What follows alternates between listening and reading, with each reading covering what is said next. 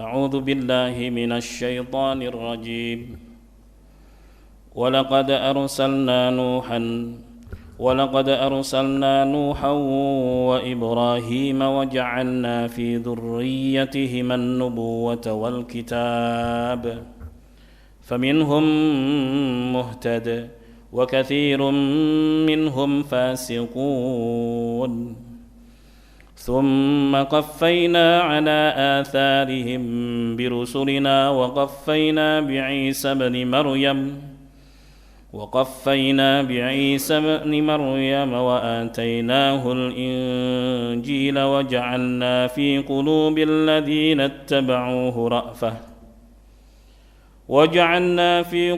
الذين اتبعوه رأفة ورحمة ورهبانية ابتدعوها ما كتبناها عليهم إلا ابتغاء رضوان الله فما رعوها حق رعايتها فآتينا الذين آمنوا منهم أجرهم وكثير منهم فاسقون. يخبر تعالى أنه منذ بعث نوحا عليه السلام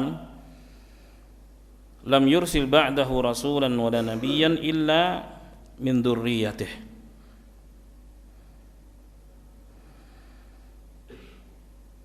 Allah Subhanahu wa taala mengabarkan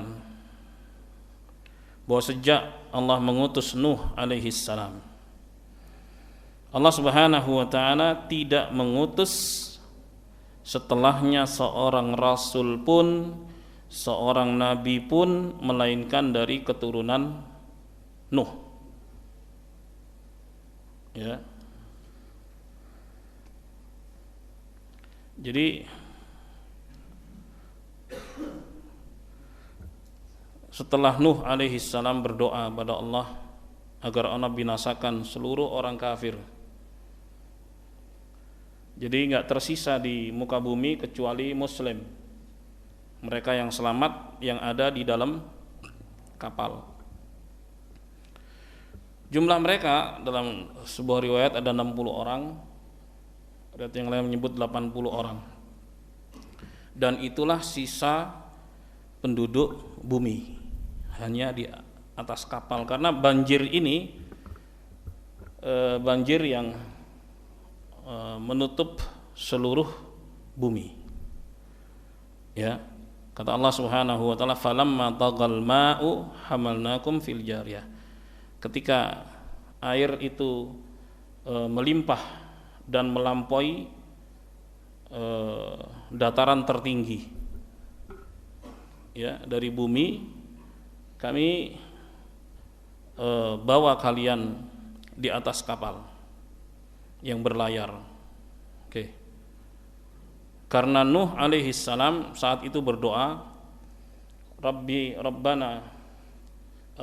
la tadar 'alal ardi minal kafirina dayyara. Wahai Tuhan, jangan engkau biarkan seorang pun kafir hidup di muka bumi. Innaka intadarhum yudillu ibadak. Sebab jikalau engkau biarkan mereka hidup, mereka akan menyesatkan hamba-hambamu. Wala yalidu illa fajiran kafara. Dan mereka tidak akan berketurunan melainkan orang-orang yang jahat lagi kafir. Itu doanya Nabi Nuh. Jadi betul-betul Allah kabulkan, habis seluruh orang kafir. Jadi yang tersisa manusia yang baik yang ada di atas kapal. Jadi seluruh manusia yang ada di dunia ini sebenarnya turunannya orang baik. Karena orang-orang yang kafir sebelumnya sudah dihabisin oleh Allah Subhanahu wa taala, habis semuanya. Tinggal yang ada di kapal itu, dan kita termasuk semuanya, muslim ataupun kafir yang hidup di muka bumi ini, semuanya turunan orang baik loh. Kalau kita naik ke atas juga kembali kepada Adam alaihi salam, juga orang baik. Terus siapa yang buat sesat?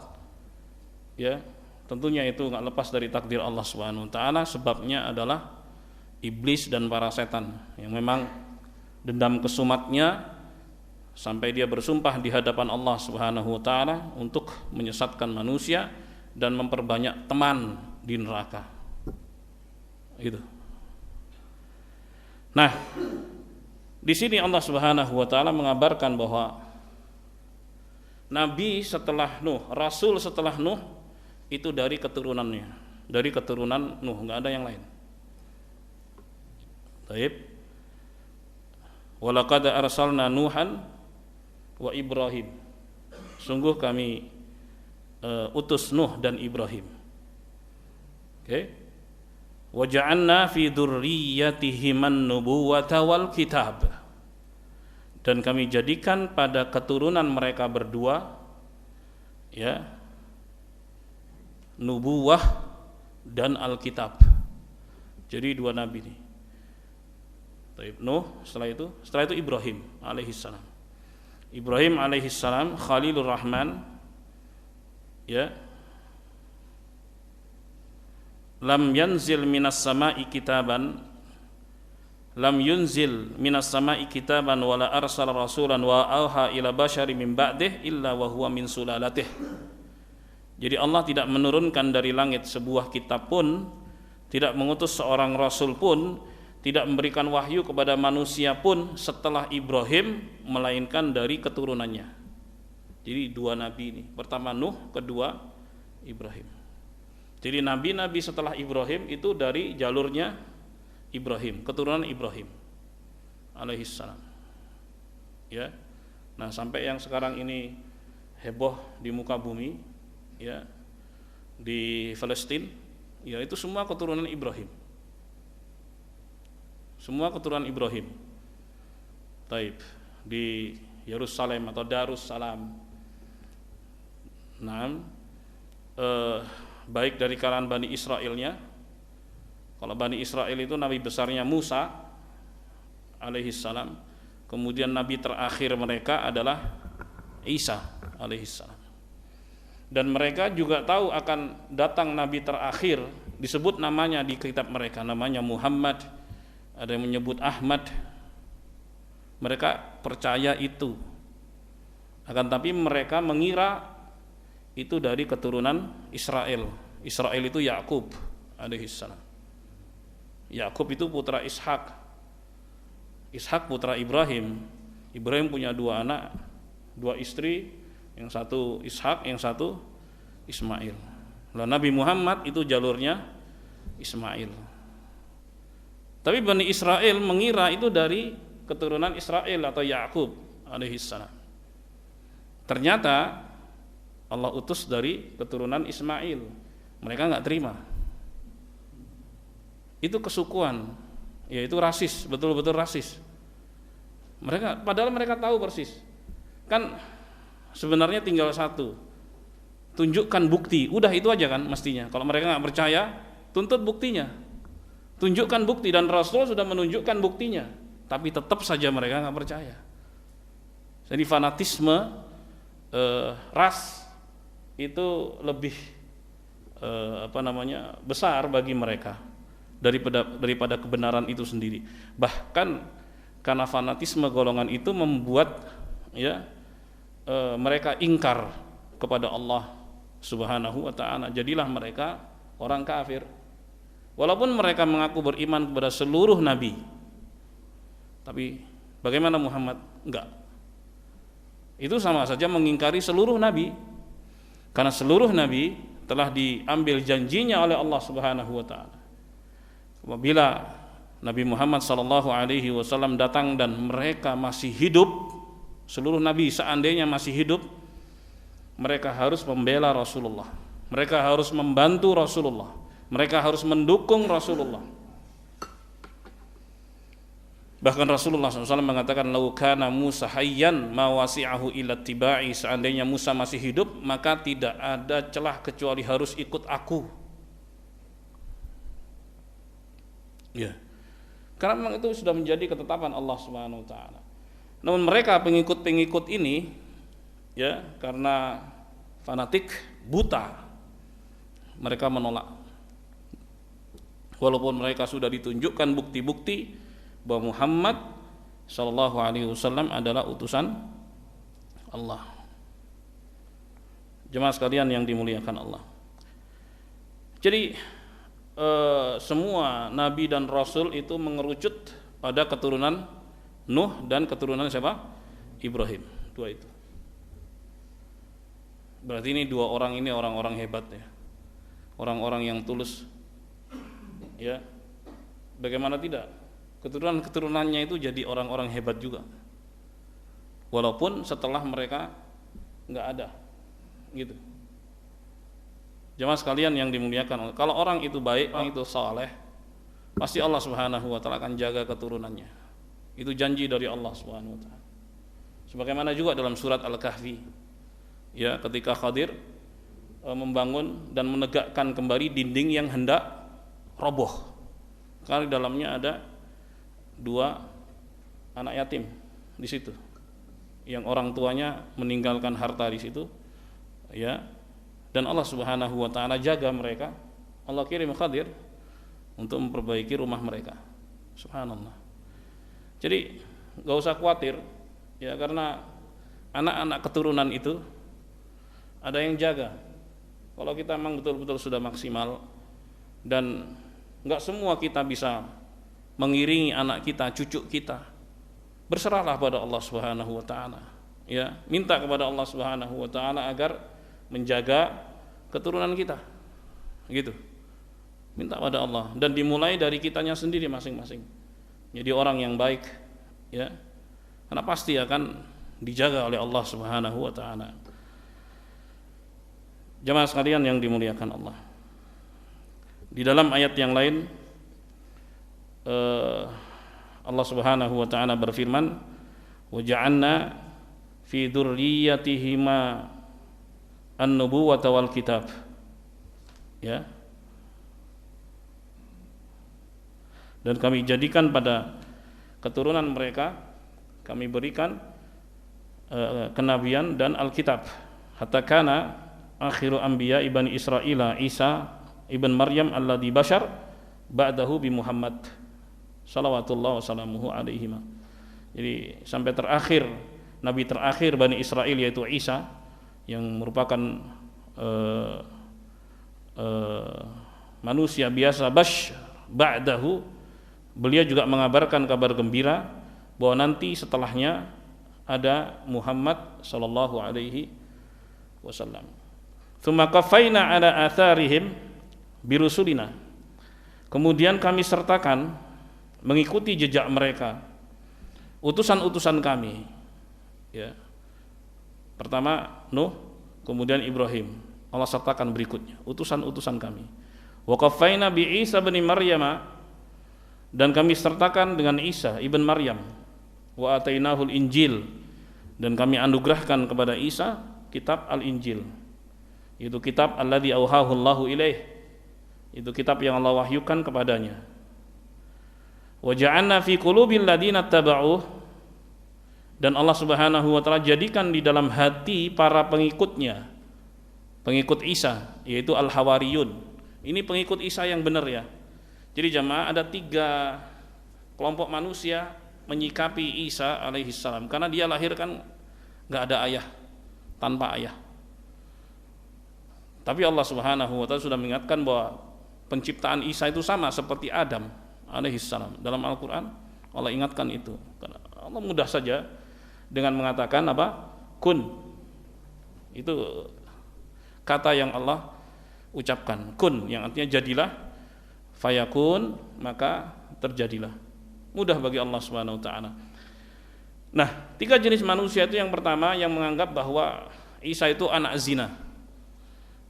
Ya, yaitu orang-orang Yahudi menganggap bahwa Isa itu sebagai anak zina. Kemudian orang-orang Nasara itu menganggap Isa alaihi salam itu sebagai anak Tuhan, son of God. Karena enggak mungkin tiba-tiba lahir. Ini sama-sama sesat nih, karena pakai akal pikiran manusia sendiri, otak-atik sendiri.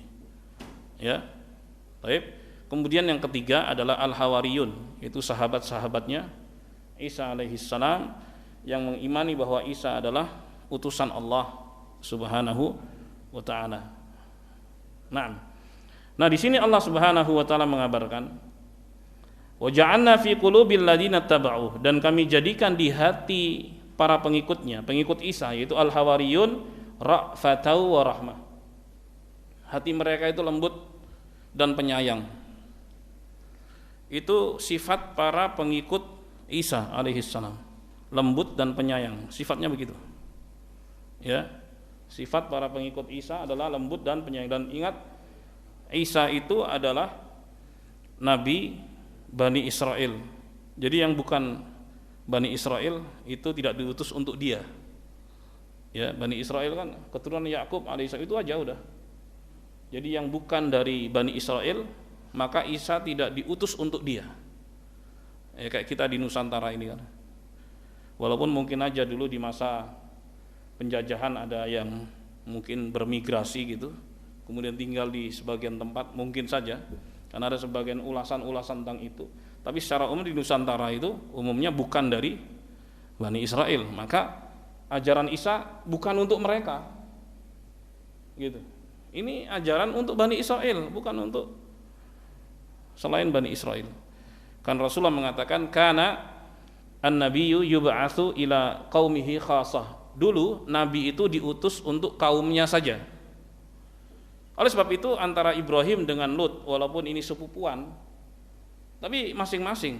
Ibrahim dengan ajarannya untuk kaumnya, Lut dengan ajarannya untuk kaumnya. Gitu. Demikian pula Musa dengan Khadir. Ya, ketika Musa ingin belajar dari Khadir tentang apa yang tidak dia ketahui, ya Khadir mengatakan, engkau punya ilmu yang aku tidak kuasai, dan sebaliknya aku punya ilmu yang engkau tidak kuasai. Tapi Musa ingin belajar, tapi akhirnya gagal, seperti yang Allah firmankan dalam kisah mereka. Dan Khadir tidak terikat dengan syariat Musa, pun sebaliknya Musa tidak terikat dengan syariat Khadir. Ini menunjukkan bahwa nabi-nabi terdahulu itu untuk kaumnya masing-masing. Tapi kemudian Rasulullah mengatakan, wa bu'itsu lin-nasi 'ammah, dan aku diutus, kata Rasulullah, untuk seluruh manusia. Jadi seluruh manusia yang tinggal di bumi ini itu umat Nabi Muhammad sallallahu alaihi wasallam. Yang muslim ataupun yang kafir, semuanya umat Rasulullah. Kalau yang muslim disebut ummatul ijabah, umat yang menerima, ya. Sementara yang masih kafir adalah ummatud dakwah, umat yang didakwahi. Umat yang didakwahi, karena ketika Nabi SAW diutus, beliau sendirian loh, ya kan? Dan beliau mengajak terus sampai sekarang ini, ya, jejak dan berkah dari dakwah beliau sallallahu alaihi wasallam sampai jumlahnya 2 miliaran atau lebih, ya, nanti akan terus bertambah seiring bertambahnya jumlah kaum muslimin. Masya Allah. Ya, jemaah sekalian yang dimuliakan Allah. Tapi para pengikut Isa alaihissalam, ciri mereka, ya, mereka ini lembut dan penyayang. Lembut dan penyayang. Yang dimaksud dengan kelembutan di sini wahiyal khasyah, yaitu rasa takut kepada Allah Subhanahu wa taala. Sementara rahmat adalah kasih sayang kepada sesama manusia. Baik. Kemudian Allah Subhanahu wa taala berfirman, wa rahbaniyatan ibtada'uha, dan kerahiban yang dibikin-bikin oleh umat Nasara. Ini dia. Jadi kerahiban itu adalah bid'ah, itu dibikin-bikin, nggak ada ajarannya dari Isa alaihissalam. Apa itu kerahiban? Ketika seorang menyatakan dirinya nggak mau menikah, ya, ini perbuatan bid'ah, bid'ahnya orang-orang Kristen. Karena Isa alaihissalam nggak ngajarin begitu. Makanya Allah sebutkan di sini. Jadi yang biasa berbuat bid'ah atau mengada-ngada dalam urusan agama itu orang-orang Kristen. Mereka bikin-bikin yang baru, padahal bukan dari ajaran Isa alaihissalam. Seperti anggapan bahwa Isa itu sebagai anak Tuhan, itu juga perbuatan bid'ah. Ya. Bahkan bid'ah yang menyebabkan seorang tidak disebut lagi sebagai muslim, murtad, keluar dari Islam. Karena ajaran para nabi itu adalah al-Islam. Seluruh para nabi ajarannya la ilaha illallah. Mereka muslimun di zamannya. Tapi sekarang yang disebut muslim adalah yang beriman kepada Allah, beriman kepada Rasulullah SAW, dan beriman kepada Al-Quran. Itulah disebut muslim. Yang tidak beriman maka disebut kafir. Itu istilah. Jemaah sekalian yang dimuliakan Allah. Jadi itu kebiasaan mereka, bikin-bikin bid'ah dalam agama. Makanya kita dilarang oleh Rasulullah SAW untuk mengada-ngada dan berkreasi serta berinovasi di dalam agama. Ya. Rasulullah mengatakan, iyyakum muhdatsatil umur, hati-hati kalian dari mengada-ngada dalam perkara agama, fa inna kulla muhdatsatin bid'ah. Karena setiap perkara yang baru dalam agama disebut bid'ah. Nah, sisi yang dilarang itu adalah mengada-ngada dalam urusan agama. Tapi kalau urusan dunia boleh enggak bikin bid'ah? Boleh. Karena Rasulullah mengatakan antum a'lamu bi umuri dunyakum. Kalian lebih tahu tentang urusan dunia kalian. Yang enggak boleh itu mengotak-ngatik ajaran agama. Itu yang enggak boleh. Kayak gini nih bid'ah. Ini juga. Tapi apakah ini dilarang? Enggak dilarang ini. Kita diperintahkan bahkan untuk mengembangkan inovasi baru dan sebagainya untuk kemaslahatan manusia, silahkan. Tapi untuk urusan din itu urusan Allah. Yang berhak untuk mengatakan halal dan haram Allah. Yang berhak untuk mengatakan ini perintah, ini larangan adalah Allah Subhanahu wa ta'ala. Manusia enggak punya hak untuk itu, mengotak-ngatik. Makanya di sini Allah mengingatkan jangan ikuti jejak mereka. Warahbaniyatan ibtada'uha, dan kerahiban yang mereka buat-buat, bid'ah yang mereka bikin-bikin, itu orang-orang Nasara. Ma katabnaha 'alaihim, kami tidak syariatkan untuk mereka tuh. Allah tidak mensyariatkan kerahiban itu untuk mereka. Ya, wa innamahum iltazamuha min tilqa'i anfusihim. Akan tapi merekalah yang buat-buat sendiri. Ya. Jadi kalau sudah jadi pendeta itu enggak nikah. Kalau jadi biarawati itu enggak nikah. Itu bid'ah. Mereka bikin sendiri. Allah sendiri yang bilang begitu. Allah enggak pernah bikin syariat seperti itu. Oleh sebab itu ketika ada seorang dari sahabat Nabi yang mengatakan, ya kami enggak akan nikah selamanya. Yang satu mengatakan kami akan sholat malam selamanya. Yang kedua mengatakan kami akan puasa selamanya, enggak akan pernah berhenti. Yang ketiga kami enggak akan nikah. Ya. Terus sampailah berita itu pada Rasulullah. Kalian yang ngomong begini. Terus Rasulullah mengatakan, aku ya sholat malam dan aku istirahat. Aku puasa dan aku enggak puasa.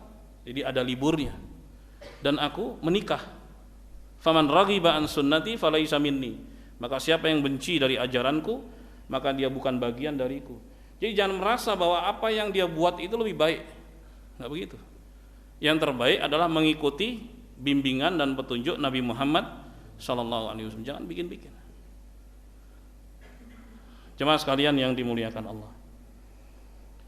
Baik. Illa batigha ridwanillah.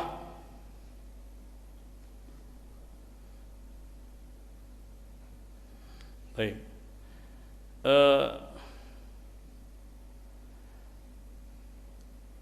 Para ahli tafsir mengatakan, maka katabna alaihim dalik, inna ma katabna alaihim ibtigha ridwanillah. Jadi kami tidak mensyariatkan kerahiban itu kepada mereka. Yang kami syariatkan adalah agar mereka berharap keridhaan Allah. Untuk mendapatkan keridhaan Allah bagaimana? Ya patuh kepada utusan Allah, dalam hal ini Isa alaihissalam. Jadi begitulah tiga manusia yang terbelah ketika mensikapi siapa? Isa alaihissalam. Yang pertama yang melecehkan, menganggap Isa itu sebagai anak zina. Makanya orang-orang Yahudi suka meludahi orang-orang Kristen kalau di Palestina, diludah-ludahin terus, karena menganggap mereka ini orang-orang yang hina gitu, diludah-ludahin. Tapi anehnya orang Kristen di Indonesia bela-belain mereka kan geblek. Lu mereka tuh diludah-ludahin. Orang Yahudi ngeliat Kristen diludahin. Subhanallah. La ilaha illallah. Sebegitunya. Baik. Nah, sementara mereka yang ekstrim menganggap bahwa Isa itu sebagai son of God, anak Tuhan. Makanya Rasulullah mengatakan, la tutruni kama atratin nasara Isa bin Maryam. Jangan kalian kultuskan aku seperti orang-orang Kristen mengkultuskan Isa bin Maryam. Mereka memberikan sifat-sifat ketuhanan kepada Isa, padahal Isa bukan Tuhan. Innama ana abdun. Aku, kata Rasulullah, hanyalah manusia biasa. Faqulu Abdullah wa rasuluh. Katakan aku adalah hamba Allah, aku adalah utusan Allah. Sebagai manusia biasa sama, bukan Tuhan, enggak memiliki sifat-sifat ketuhanan. Akan tapi yang membedakan beliau adalah pilihan Allah. Itu yang membedakan antara kita dengan beliau SAW, dan pilihan Allah itu luar biasa. Beliau dipilih oleh Allah Subhanahu wa taala. Baik. Fama ra'auha haqqa riayatiha, ay fama qamu bima iltazamu haqqal qiyam. Jadi mereka bikin-bikin bid'ah tapi enggak konsisten. Allah cela mereka. Ya, bikin-bikin bid'ah itu kerahiban tapi enggak konsisten. Terjadi pelecehan seksual misalnya. Ya, terjadi perzinahan, padahal apa? Padahal Allah enggak perintahkan mereka untuk tidak menikah. Ya kan? Tapi mereka sendiri yang enggak nikah. Tapi akhirnya ngelanggar sendiri. Itu kan bertentangan dengan fitrah manusia. Manusia butuh penyaluran, tapi penyaluran yang halal. Mereka bilang enggak nikah, tapi ternyata menyalurkannya dengan cara yang haram. Makanya Allah katakan, "Fama ra'auha haqqa riayatiha." Yang mereka bikin-bikin sendiri, tapi mereka enggak konsisten dengan bikinan mereka. Ya karena bertentangan dengan fitrah manusia. Ya akhirnya nabrak-nabrak akhirnya. Nasallallahu alaihi, banyak skandal akhirnya waliyadzubillah yang terjadi pada mereka. Wa hadza dammul lahum min wajhain. Ini merupakan celaan kepada mereka dari dua sisi. Celaan Allah untuk mereka dari dua sisi. Yang pertama, al-ibtida' fi dinillahi ma lam ya'mur bihillah. Yang pertama karena mereka berbuat bid'ah, mengada-ngada.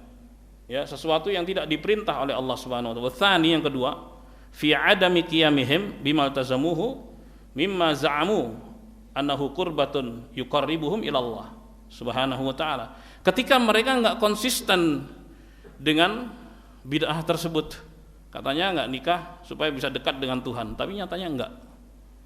Gitu. Mereka enggak lakukan itu. Ya, yang katanya dengan enggak nikah itu bisa mendekatkan diri kepada Tuhan, ternyata mereka enggak begitu. Subhanallah.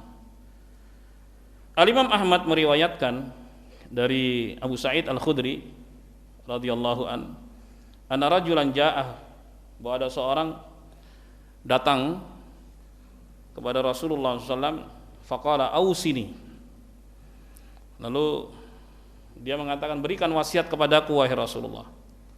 Faqala sa'alt amma sa'alt anhu Rasulullah sallallahu alaihi wasallam min qablik. Ya. Saat engkau bertanya, amma sa'alta anhu Rasulullah sallallahu alaihi wasallam. Ya, kamu bertanya tentang apa yang pernah ditanyakan. Jadi engkau bertanya sesuatu tentang apa yang pernah engkau tanyakan pada Rasulullah. Jadi ini orang nanya lagi gitu loh. Jadi udah pernah dikasih jawaban, tapi nanya lagi, gitu. Baik. Kemudian Rasulullah mengatakan gini, usika bitaqwallah, aku wasiatkan kepadamu untuk bertakwa kepada Allah. Itu wasiat yang ringkas. Karena makna takwa apa? Menjalankan perintah, menjauhi larangan. Itu kan simpelnya gitu. Ya tinggal dicari tahu mana saja perintah-perintah Allah, mana saja larangan-larangan Allah, dan itu butuh pengetahuan kan, butuh pembelajaran. Ya kalau seorang nggak belajar nggak tahu mana perintah mana larangan, gitu. Oke. Jadi seorang belajar itu supaya tahu. Jadi ada pengetahuan pada dirinya mana saja yang masuk kategori perintah, kemudian dia berusaha mengerjakannya, mana saja yang masuk kategori larangan, dia berusaha untuk meninggalkannya, kan begitu. Tapi kalau dia nggak belajar, nggak tahu mana perintah Allah, mana larangan Allah, maka sangat rawan terjadi kesalahan di situ. Yang kadang masuk kategori perintah dia tidak kerjakan, ya, yang masuk kategori larangan dia langgar karena ketidaktahuan. Nah, ini berbahaya. Jamaah sekalian yang dimuliakan Allah, fa innahu ra'su kulli syai'. Maka Rasulullah mengatakan, karena takwa kepada Allah itu induk segala sesuatu. Itu kembalinya ke takwa. Ya, takwa itu adalah induk segala sesuatu. Wa 'alaika bil jihad. Fa innahu rahbaniyatul Islam. Dan hendaknya engkau berjihad karena itu adalah kerahiban di dalam Islam. Nabi SAW umpamakan jihad itu dengan kerahiban. Kenapa? Karena orang yang berjihad di jalan Allah, dia akan jauh dari anak istri, jauh dari rumah. Dia akan hidup dengan apa? Ya seadanya. Kondisinya jihad fisabilillah bersama Rasulullah SAW. Ya, nggak bersenang-senang kan? Kondisinya akan selalu deg-degan, duk-dak, nggak jelas kan? Tapi disitulah yang dinilai oleh Allah Subhanahu Wa Taala. Kondisi nggak nyaman, kondisi nggak stabil. Tapi di balik itu semua ada kemuliaan. Taib. Jadi itu wasiat yang kedua. Kemudian yang ketiga kata Rasulullah, wa 'alaika bi dzikrillahi wa tilawatil Qur'an, dan hendaknya engkau mengingat Allah, zikrullah, dan membaca Al-Qur'an. Dan baca Al-Qur'an di masa itu dengan hafalan. Karena belum ada mushaf seperti ini. Ini baru ada di masanya Utsman. Semua dari hafalan. Hafalan Qur'an. Ya, baca itu. Itu wasiat Rasul, fa innahu ruhuka fis sama, karena itulah rohmu di langit. Jadi ketika seorang baca Quran kemudian berzikir mengingat Allah Subhanahu Wa Taala, itulah rohnya di langit. Wa dzikruka fil ard, ya, dan pengingatmu di bumi. Hadis ini diriwayatkan oleh Imam Ahmad rahimahullah. Poinnya adalah ketika seorang sudah mendapatkan kejelasan, udah jangan tanya lagi, jalankan. Kan Rasulullah mengingatkan dia, kamu kan pernah tanya pertanyaan yang sama, tanya lagi.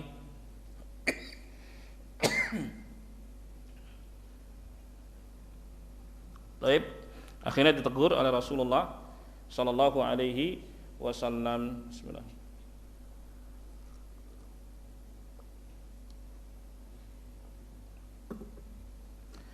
Baik, jemaah sekalian yang dimuliakan Allah. Jadi itu tadi ayat dan hadis dari ayat 26 dan 27 surat Al-Hadid. Silakan yang mau bertanya. Silakan jemaah. Pak Mukhlis, silakan. Pak Mukhlis selalu ada.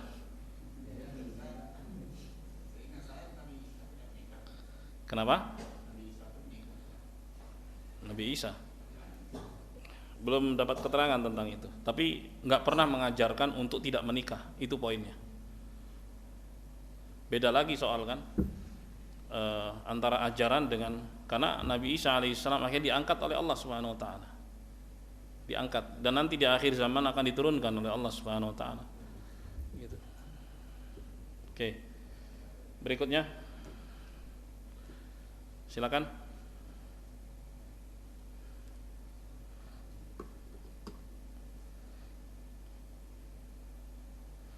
Silakan Pak Zain.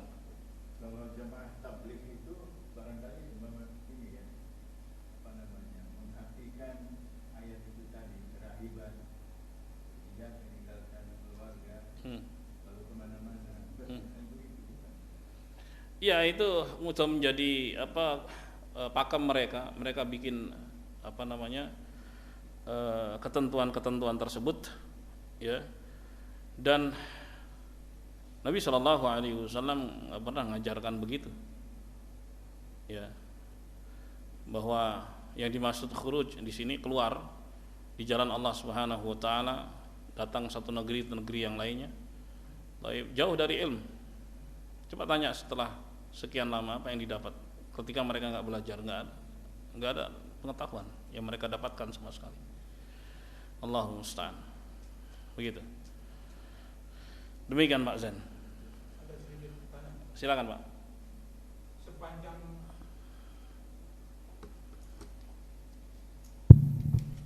Sepanjang pemilihan paus itu yang apakah ada paus yang pernah beristri gitu?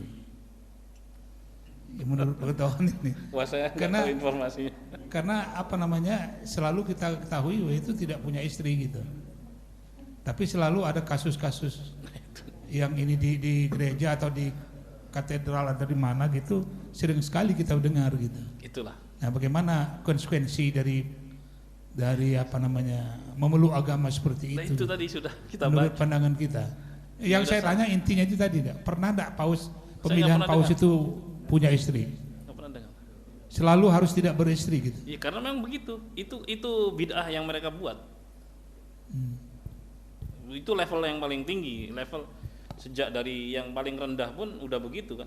Masuk di situ lingkungan itu udah nggak nikah, laki maupun perempuannya. Apa beda dalam segi beribadah kalau kita ini sudah bicara agama lain dulu? Saya kira Ustaz pasti tahu. Maksudnya? Orang yang punya istri dengan yang tidak mau menikah atau tidak mau punya istri. Dalam segi ibadah bagaimana tingkat atau derajat kalau begini Pak ya, manusia itu kan diberi nafsu, keinginan. Nafsu itu artinya keinginan makan, keinginan menyalurkan syahwat, dan nafsu itu nggak boleh liar, maka diberi aturan itu pengendalian, dan nafsu juga nggak boleh dikebiri, bahaya Pak. Nah itu dia.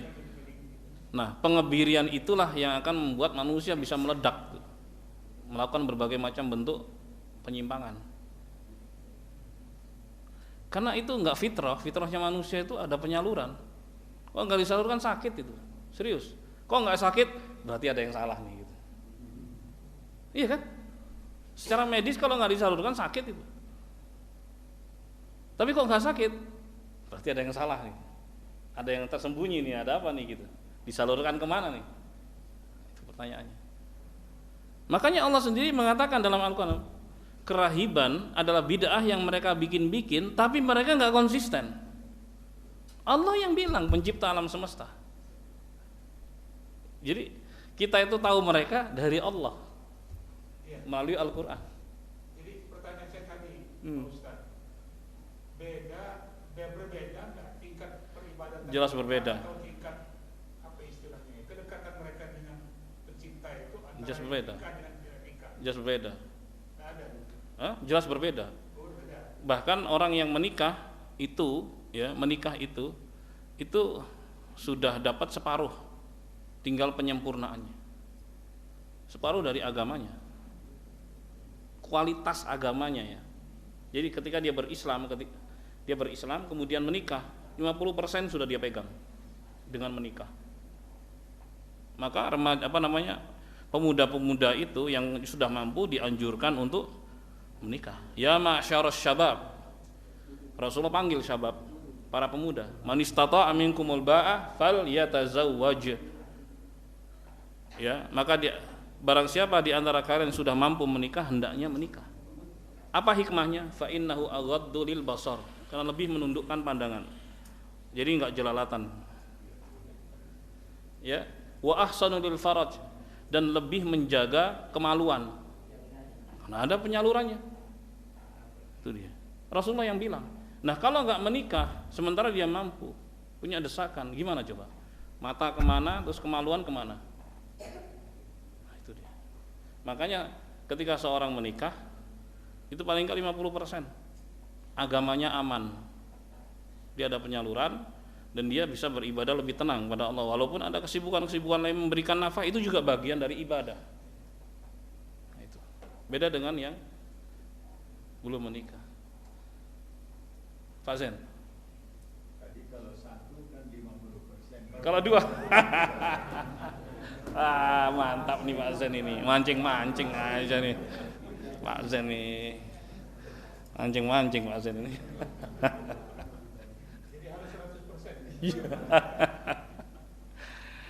Aduh, bahkan Abdullah bin Abbas radhiyallahu anhu mengatakan begitu. Sebaik-baik kalian yang paling banyak istrinya. Hadis sahih. Tapi maksudnya harus jadi laki-laki kuat memang. Karena nggak mudah loh.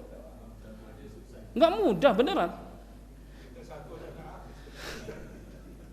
Silakan adzan dulu.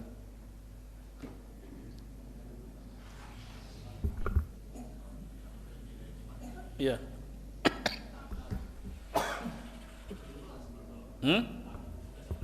Kekhususan ya.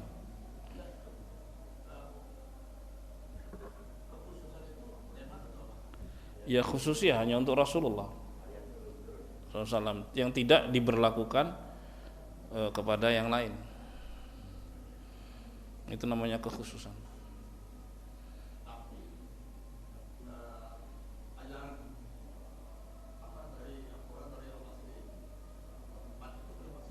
Iya maksimal. Ya saat itu untuk umatnya 4 maksimal. Saat turunnya ayat itu. Saat turunnya ketika Nabi sudah hijrah di Madinah. Kan turunnya aturan-aturan syariat itu kan ketika Nabi berada di Madinah. Gitu. Nah, Allah juga mengizinkan nabinya untuk lebih dari 4 itu juga ketika di Madinah. Gitu. Nah, itu poinnya adalah kembalinya pada ketentuan Allah Subhanahu wa taala. Jadi di sana ada hal-hal yang menunjukkan bahwa itu kekhususan buat Nabi, ada juga yang bukan khusus untuk Nabi akan tapi umum. Contoh wisal misalnya, itu khusus bagi Nabi dalam hal puasa. Ya, puasa enggak buka pada waktunya, nyambung terus. Itu kekhususan buat Nabi SAW dan umatnya dilarang karena Rasulullah menyebutkan alasannya, aku diberi makan tidak seperti kalian diberi makan oleh Allah Subhanahu wa taala. Itu alasannya. Nah, itu menunjukkan kekhususan.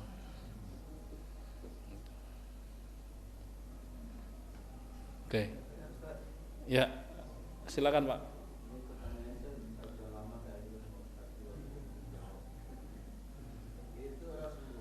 Ya.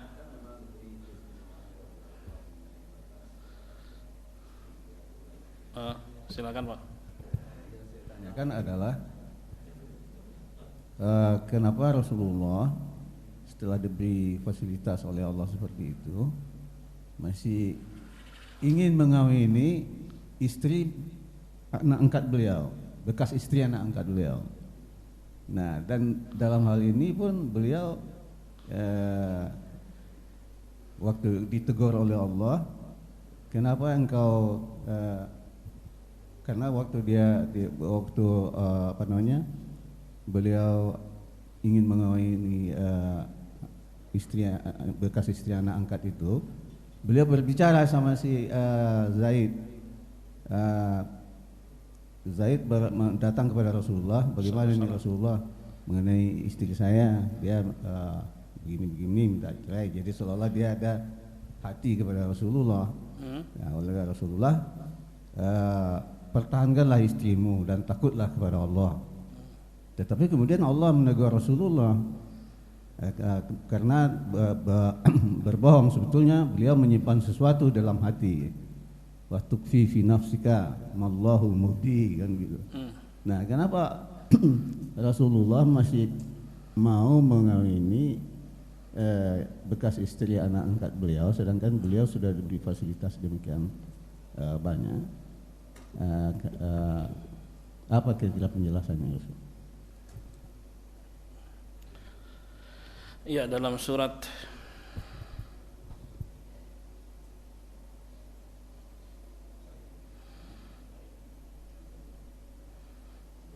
Al-Ahzab ya,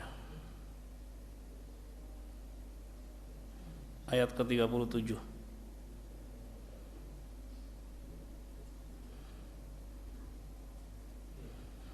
Ya. Ayat 37 kata Allah Subhanahu wa taala wa ittaqulu lilladzi an'amallahu alaihi wa an'amta alaihi. Dan ingatlah ketika engkau berkata kepada orang yang diberi nikmat dan anugerah kepadanya. Ya. Dan engkau berikan juga anugerah kepadanya.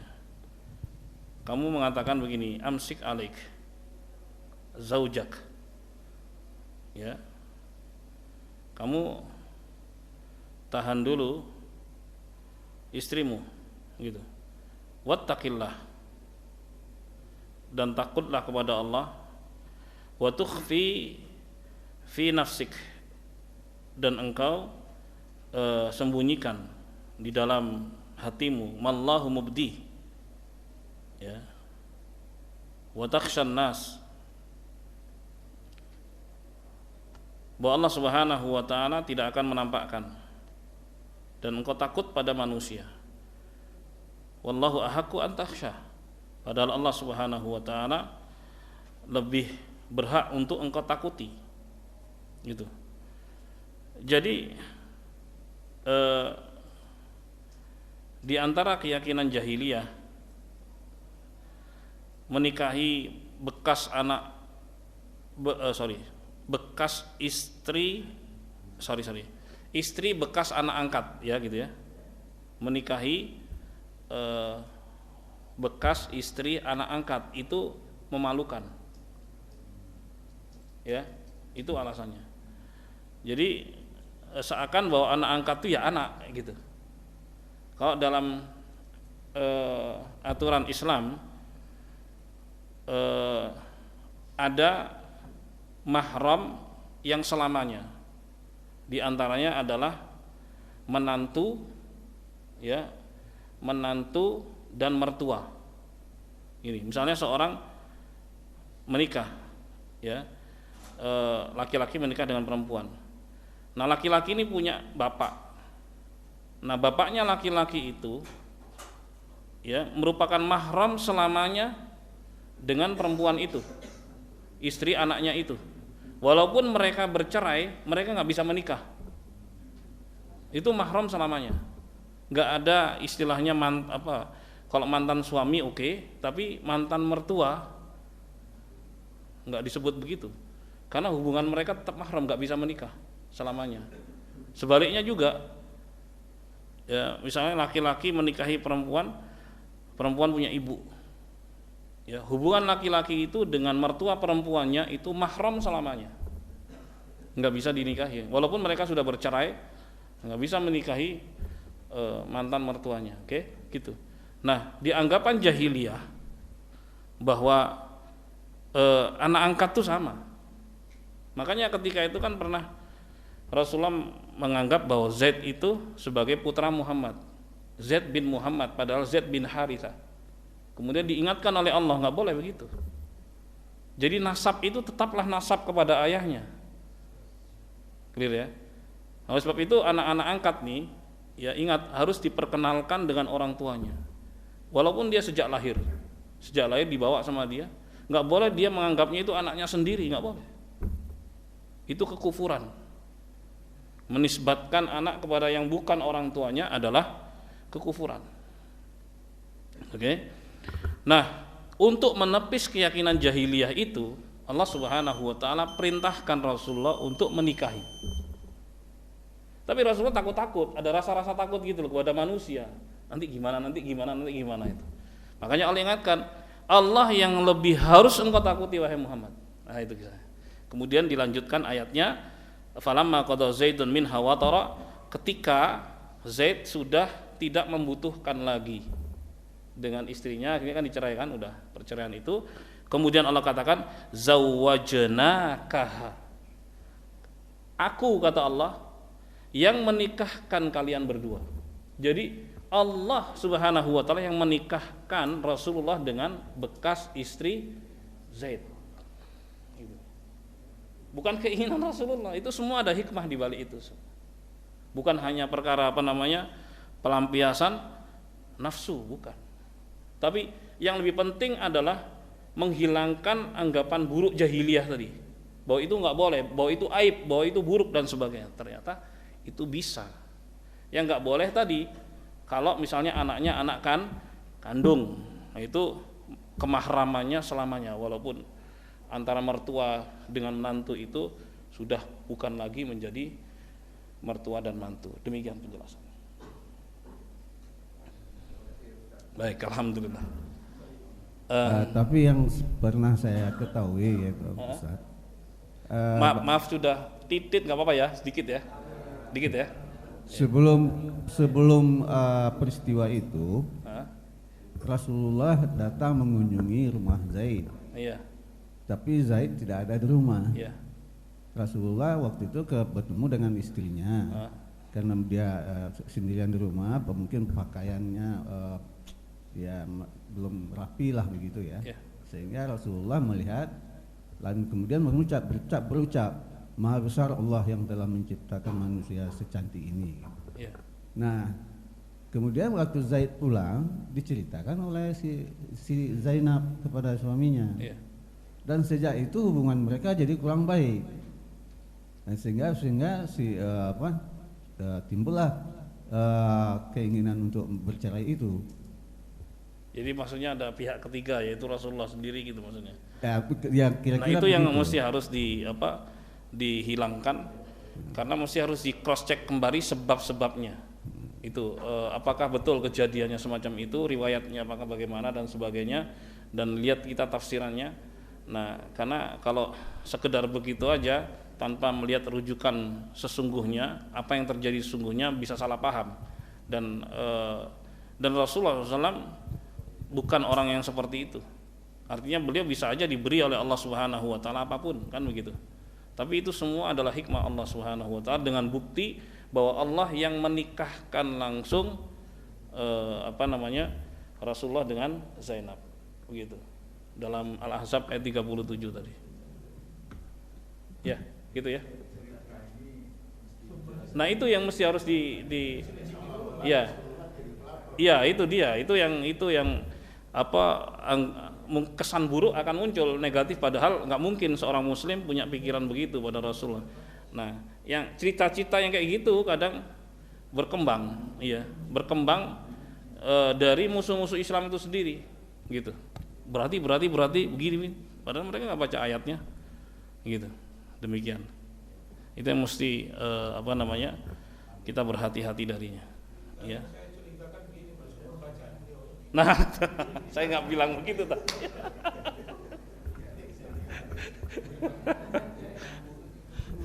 Mula baca ya Ustadz ya.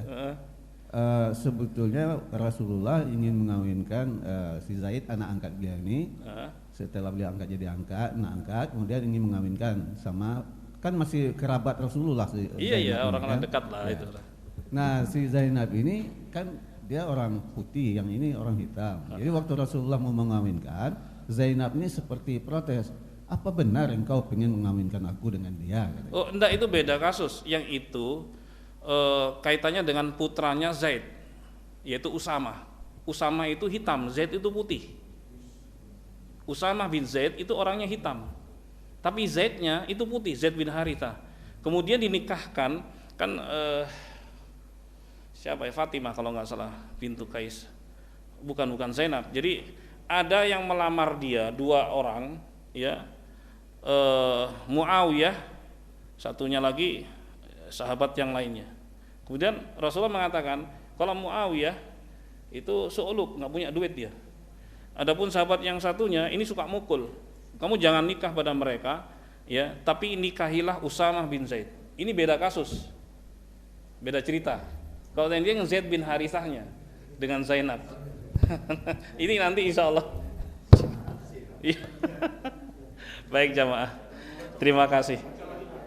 Subhanakallahumma bihamdik, asyhadu an la ilaha illa anta, astaghfiruka wa atubu ilaik. Assalamualaikum warahmatullahi wabarakatuh.